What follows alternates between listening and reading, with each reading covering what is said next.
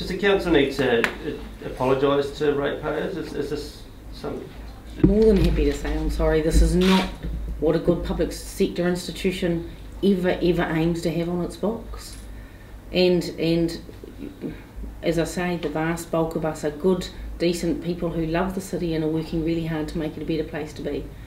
And there's no way that any of us we are all appalled that this happened. Yeah. And for that I am really sorry. But that said, my job is to look forward and to make sure that we're putting in place processes that minimise the risk. There's always a risk. Every organisation has a risk of fraud, even your own. Yeah. Our job as managers is to try and minimise that risk, and I'm pretty confident that we're doing that.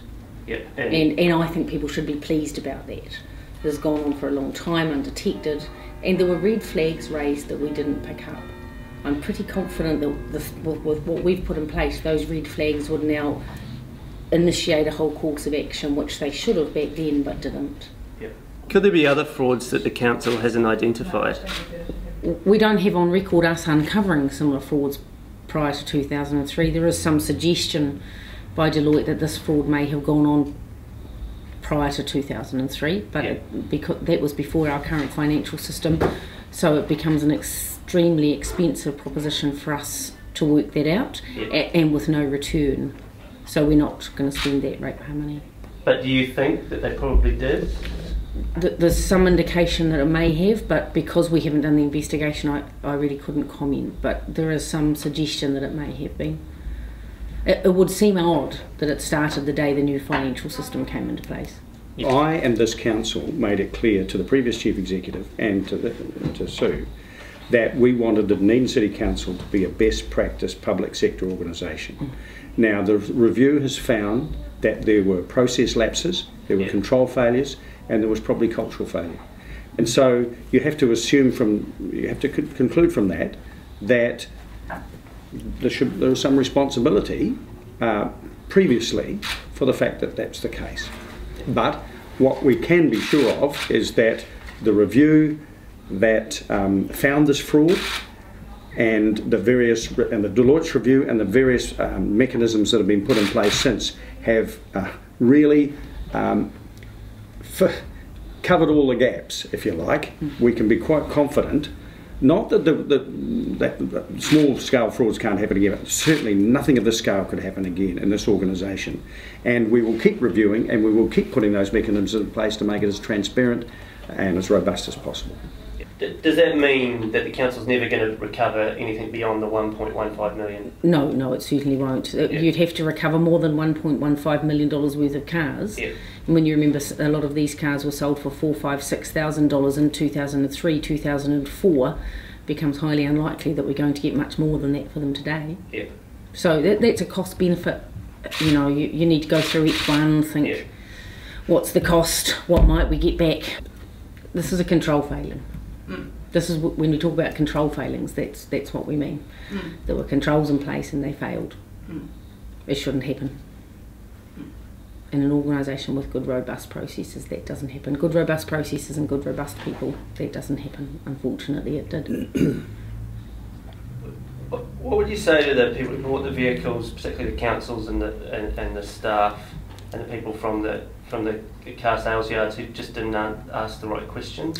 It need to be clear, you know, many people, we're really confident, bought vehicles in good faith. Yeah. They thought and they bought vehicles through what appeared to be a robust process. Brent appears to have told people that I went and I got 2 valuations and I'm offering them to you at, you know, the average of those 2 valuations or what those 2 valuations said. Now, we don't know whether he got valuations. We don't know, we haven't seen them. But the people who bought the cars just thought they were getting a good deal from a man who was doing the right thing and authorised to sell them. So what I'd say to those people, they were caught up in something that I bet they wish they weren't caught up in either. Do you think that's the case with all the people who bought the cars though? Do you think... Oh look, I couldn't comment on that. That'll be part of the police's determination. I can be pretty confident that most of the staff, certainly the ones I've spoken to, and the elected people who are involved in this, absolutely thought that they were quite legitimately buying something through a legitimate process. Yeah, so there's nothing else. I mean, throughout the organisation, we have been looking at the way that we've been doing things. There's nothing else that's raised a flag for us. Yeah. However, we uncovered this fraud because we were changing our processes. Yeah. So it's us changing our processes that meant we found it. Yeah. Us changing our processes haven't found any others. So when you change the process and if you find something that looks, oh hey, someone could take advantage of this, you'd look back. Potentially, that's right. That's right.